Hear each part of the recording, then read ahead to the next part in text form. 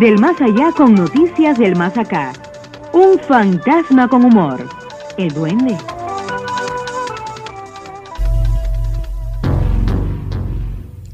Aquí está el duende, el que todo lo ve, el que vigila y no duerme, el duende en el aire. Si hubieran ajusticiado a Batista, un día como hoy, 13 de marzo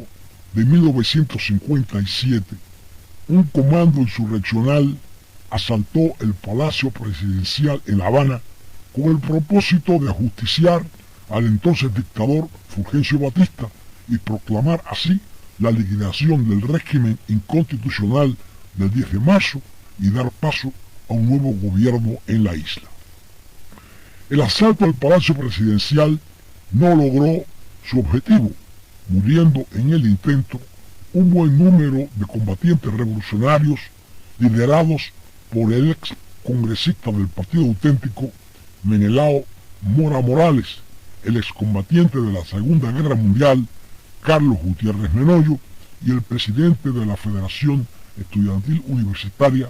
José Antonio Echeverría, quien cayó también en combate frente a su amada colina universitaria después de haber exitosamente tomado los estudios de transmisión de la emisora Radio Reloj en el edificio de Radio Centro, con un reducido grupo de sus compañeros de la FEU que lo habían acompañado en esa audaz acción paralela al asalto a Palacio y cuyo objetivo era anunciar al pueblo cubano la muerte del tirano en su misma madriguera, tal como lo expresara el propio mártir estudiantil en su arenga a través de las ondas radiales de la escuchada y popular emisora capitalina.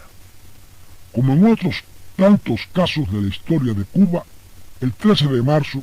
tiene también su agujero negro, es decir, su secreto misterioso que conduce a muchas conjeturas y especulaciones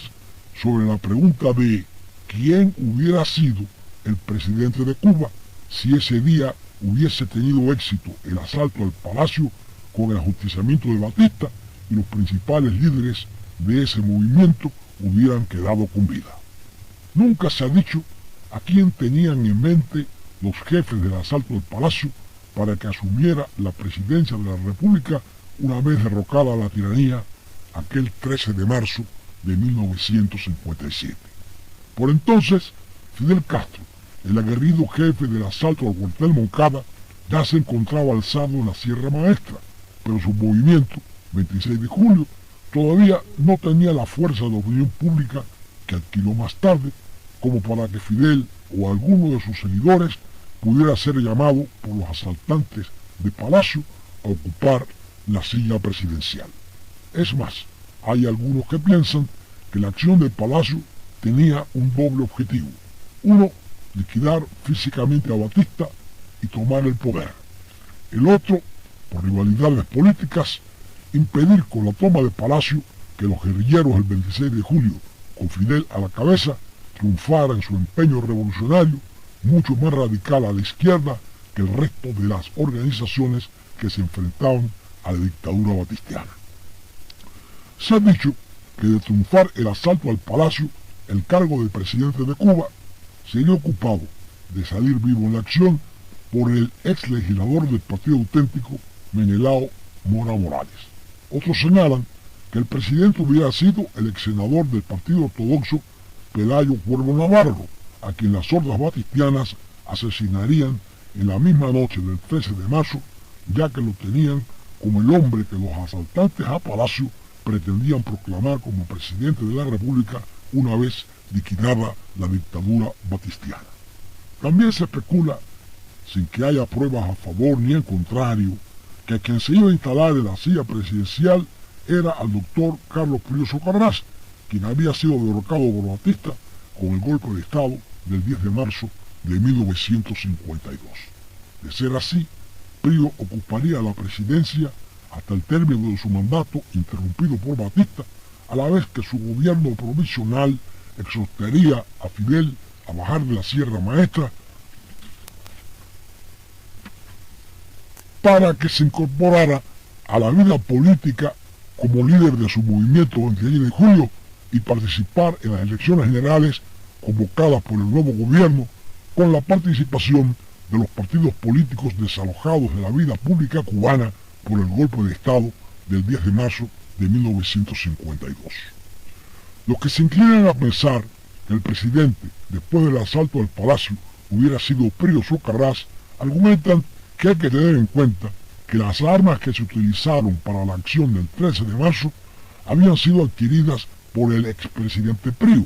y que los organizadores de la acción comando para tomar la mansión ejecutiva y dar muerte a Batista, con la excepción del líder de la FEU, José Antonio Echeverría, y los jóvenes miembros del directorio estudiantil,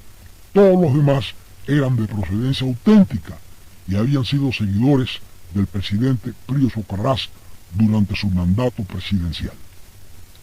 Con respecto al origen de las armas utilizadas en el asalto al Palacio, cabe decir que ese alijo de armamentos había sido adquirido por Pío Socarrás e introducido en Cuba clandestinamente desde México por el puerto pinareño de La Coloma en una expedición de la que formaban parte el priista Cándido de la Torre, Carlos Gutiérrez Menoyo, también vinculado al expresidente Pío,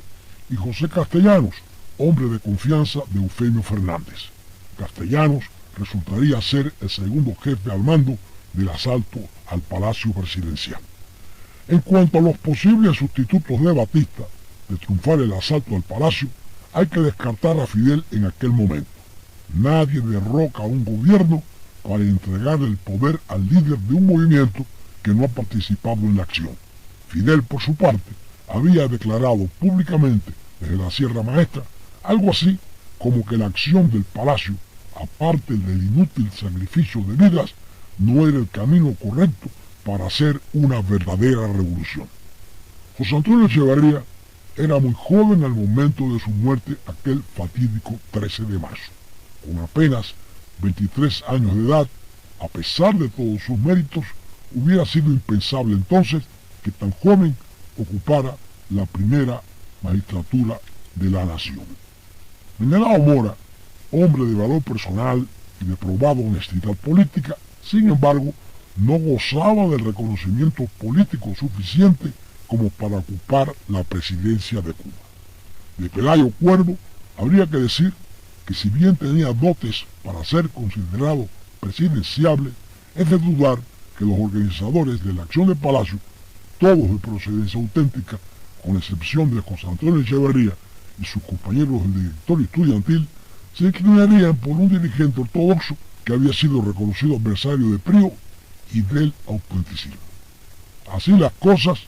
queda en el aire la interrogación que nos ha movido a escribir esta nota de hoy, 13 de marzo. ¿Quién hubiera sido el presidente de Cuba si Batista hubiese muerto en el asalto al Palacio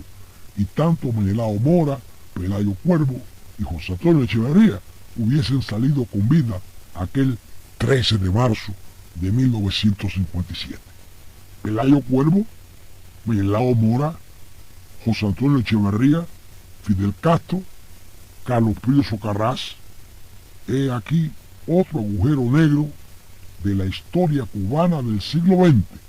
una ecuación interrogante que hasta ahora nadie ha sabido resolver. Ahí se las dejo y los pongo a pensar. Y hasta mañana viernes, amigos del Duende, que con mi gallo me voy cantando mi tumba fría. Bambarambay.